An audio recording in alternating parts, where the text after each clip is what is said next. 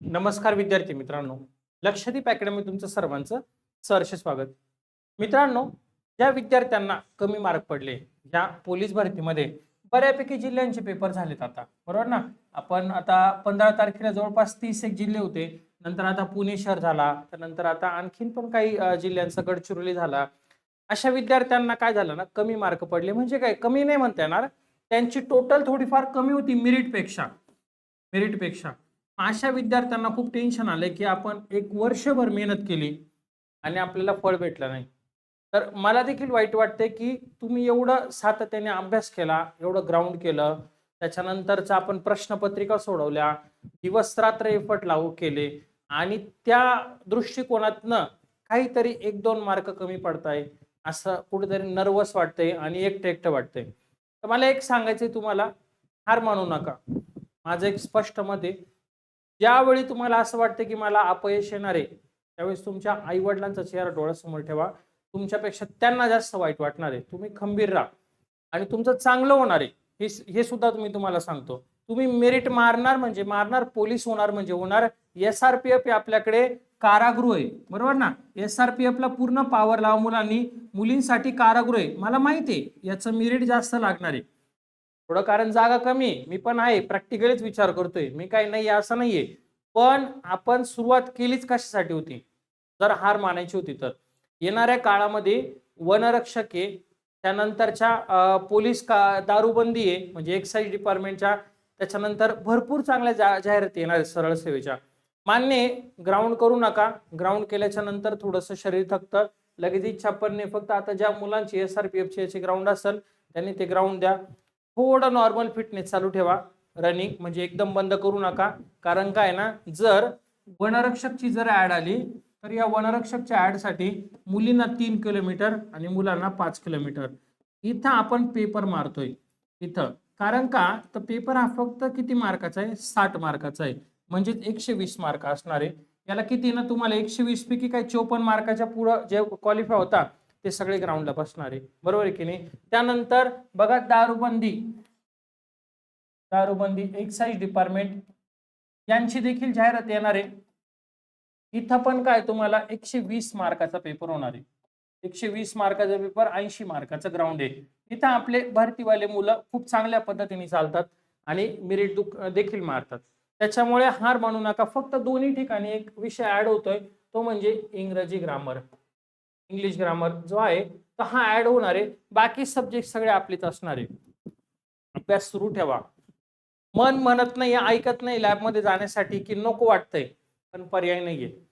ही स्पर्धा आहे. या स्पर्धेमध्ये यश आणि अपयश या दोन गोष्टी येणारच आहे. अपयश पचवायची ताकद आपल्यामध्ये असलीच पाहिजे, तरच खेळण्यामध्ये मजा आहे. नाही तर जर आपण म्हटलं की नाही यार नको, माझ्याकडनं नाही होते, असं आहे, बऱ्याचशा गोष्टी, त्यावेळी तुमच्या आई वडिलांचे कष्ट डोळ्यासमोर ठेवा. आपल्यापेक्षा 1000 पटीने जास्त मेहनत ते करताय. आपल्याला तर फक्त एवढंच आहे की अभ्यास करायचा, ग्राउंड करायचंय आणि स्वप्न पूर्ण करायचं, नोकरी लागायचंय. त्या बिचारांना 12-12 तास काम करायचंय. तुमची आई कुठं मोलमजुरी करत असेल, तुमचे वडील शेतामध्ये काम करत असेल, कोणाच्या कंपनीमध्ये असेल, कोणाची रिक्षा चालवत असेल, कोणाला वडील नसता, कोणाला आई नसती, बरं आहे की नाही? असे असंख्य प्रॉब्लेम आहे जगामध्ये, असंख्य.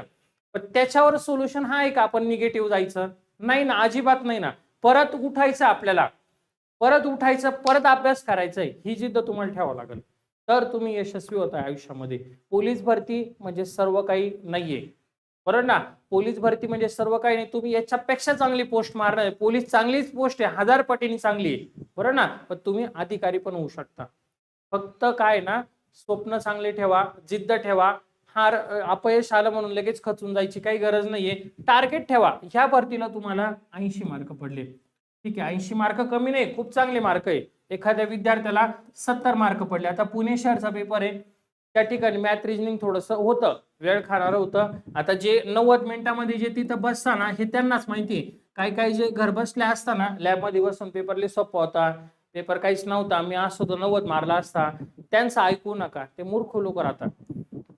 जो तिथं बसलेला होता ना 90 मिनिटामध्ये, त्यालाच माहिती पेपर काय होता, बरोबर आहे की नाही? मग तिथं मॅथ रिजनिंग थोडंसं होतं, मीडियम लेवलचं होतं, थोडं टफ होतं काही प्रश्न.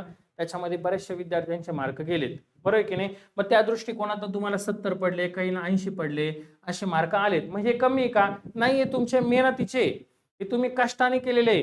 ज्यावेळेस तुम्हाला अभ्यास सुरू केला तेव्हा तुम्हाला 25, 30, 40 असे मार्क पडायचे. इथून सुरुवात झाली होती आपली, या 20, 25, 30, 40 पासून सुरुवात झाली ती. तो प्रवास करत करत इथपर्यंत आले तुम्ही. हे काही लहान गोष्ट नाहीये 80 मार्कापर्यंत येणं. हे चांगले येत नाही लवकर. इथपर्यंत आले, कशासाठी मागे वळून बघताय? आता ह्या 80च्या 90 कसे होणार ना, याचा विचार करा. मी पुढच्या भरतीला 90 प्लसच मार्क घेणार आणि मी पोलीस होणार तर टॉपरच होणार. ही तुमच्यामध्ये चिकाटी हवी. 1 वर्ष आहे, 1 वर्ष, 1 वर्षामध्ये सगळं होतं आणि जर बघितलं तर काहीच होत नाही, बरोबर आहे की नाही? मग आपल्याला काय करायचं माहितीये का? करून दाखवायचंय, बोलून दाखवायचं नाहीये. जे बोलतात ते कधीच करत नाही आणि जे असता ओरिजिनल करणारे ते कधीच बोलत नाही. त्यामुळे शांत डोकं ठेवा. हा काळ थोडासा वाईट आहे, मला माहिती आहे. थोडा आपल्या आजूबाजूचा मुलगा आहे, आपल्या सोबत राहणारा, आपल्या लॅबमध्ये, आपल्या अकॅडमीमध्ये, घराजवळचा, त्याचं काम झालंय आणि आपलं झालं नाहीये, तर ते दुःख कुठेतरी मनामध्ये राहणार आहे. त्या सहन करावं लागणार. तिथं नो चॅलेंज. तिथं मी जरी असो तरी काहीच नाही. ते प्रॅक्टिकली आहे, ते तुम्हाला करावंच लागेल. पण काहीतरी स्वतःमध्ये जिद्द ठेवा आणि एक स्वतःला काहीतरी टार्गेट द्या आज, की मी ह्या वर्षी ह्या ठिकाणी कामाला लागणार, म्हणजे लागणार. ही माझी काळ्या दगडावरची रेख आहे. असं काहीतरी टार्गेट द्या आणि त्या जिद्दीने तयार लागा. पोलीस भरती करायची 100% करा, काहीच हरकत नाही. पुढच्या भरतीची करायची, बिंदास करा, काही टेन्शन नाही. करू शकता तुम्ही, का नाही करू शकत? पण लेखीला मला 90 प्लसच मार्क पाहिजे या इंटेन्शनने करा.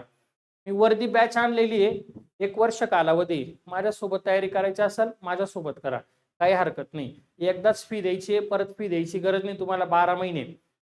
त्याच्यामध्ये तुम्हाला क्वेश्चन पेपर पण देतो, लेक्चर पण देतो, बेसिक टू ऍडव्हान्स आहे. गुणाकार, भागाकार, बेरीज, वजाबाकी सगळं शिकवून देतो. काही काळजी करू नका. ज्यांना कोणाला लागत असली ना, अशा विद्यार्थ्यांनी मला मेसेज करा. 8329603029 हा माझा नंबर आहे. मला ऍप लिंकचा मेसेज करा, मी लिंक देऊन टाकल तुम्हाला, ठीक आहे? पण ते नंतरच आहे, ते हे काय मॅटर करत नाही, ज्याची त्याची इच्छा आहे. पण मेन व्हिडिओचं कारण काय होतं, की जे विद्यार्थी खचून गेलेत, ज्या विद्यार्थ्यांना खूप असं नर्वस वाटतंय, निगेटिव्ह वाटतंय, अशा विद्यार्थ्यांसाठी काहीतरी करणं गरजेचं आहे. जे यशस्वी झाले त्यांच्या सोबत सगळं जग आहे, सगळ्या अकॅडमीचे सर, त्यांच्या आई वडील, नातेवाईक जे कधी फोन करत नाही ते पण आहे त्यांच्यासोबत. पण जे अपयशी ठरलेत, 1-1 मार्काने रे, अपयश नाही म्हणता येणार त्यांना, काहीतरी सिले मिस्टेक झाली. मला एका विद्यार्थ्याचा मेसेज आला, सर माझ्याकडनं काय झालंय का, इथं जे गोल करायचे होते ना, ते हे 2 गोल झाले माझ्याकडनं आणि इथं मी एका मार्काने वेटिंगला पडतोय. एका मार्काने पण नाही, सारख्या मार्कावर मी वेटिंगला पडतोय. जर ही माझ्याकडनं चूक झाली नसती तर मी पोलीस असतो. आता इथं काय करणार सांगा? आता हे झाली, चूक झाली त्या बिचाऱ्याकडनं, आपण त्याला काय असं काही आहे का? इथं चुकीला काहीच माफी नाहीये, अजिबात नाहीये. तर झाले, आता त्याच्यामध्ये वेटिंगला झालं तर ठीक, नाही तर मग रिस्टार्ट. हाच एक ऑप्शन आहे आपल्या फील्डमध्ये. उगवत्या सूर्याला नमस्कार करता. पण माझ्या मनाला कुठतरी वाटलं की जे माझे विद्यार्थी 1-1 मार्कांनी, 2-2 मार्कांनी, 3-3 मार्कांनी, ज्यांना थोडंसं अपयश आलं, जे एकदम क्लोज होते, अशा विद्यार्थ्यांसाठी आपण एक काहीतरी थोडंसं छोटंसं मोटिवेशन करावं आणि त्यांना एक चांगलं मार्गदर्शन करावं असं वाटलं, म्हणून मी एक छोटंसं लेक्चर घेतलं. जर तुम्ही व्यवस्थित तयारी करत असाल तर मी तुमच्यासाठी एक करू शकतो, वनरक्षक साठी मराठी व्याकरण याचं मी PYQ सिरीज सुरू करतो. PYQ सिरीज आपल्या YouTube चॅनलला सुरू करतो. त्यासाठी आपण लवकरच तयारी करू, जेणेकरून मराठीला तुमचे मार्क जाणार नाही. 30 मार्काला मराठी, सॉरी इथं मराठी 15 मार्काला आहे, पण हे तुम्हाला दोन्हीकडे कामं येणार आहे. TCS पॅटर्न नुसार घेऊ आपण, TCS पॅटर्न, ओके? त्यानुसार करूया तयारी, जेणेकरून तुम्हाला फायदा होणार आहे. ओके, आजचं लेक्चर एवढंच होतं. फक्त काळजी घ्या, काही काळजी, तुमचं चांगलं होणार आहे. नोकरी लागशाल तुम्ही, संयम ठेवा. काही गोष्टींची वेळ ठरलेली असते, त्या वेळेतच ते देतं आणि केलेली मेहनत वाया जात नाही, चुकून सुद्धा वाया जात नाही. फक्त तिला एक टाइम ठरलेला आहे, त्या वेळेतच तुम्हाला ते भेटणार आहे. तोपर्यंत आपलं काम काय तर प्रयत्न करत राहा. ठीक आहे, आजचं लेक्चर एवढंच होतं. लवकरच आपण नवीन व्हिडिओ सोबत भेटूया. धन्यवाद.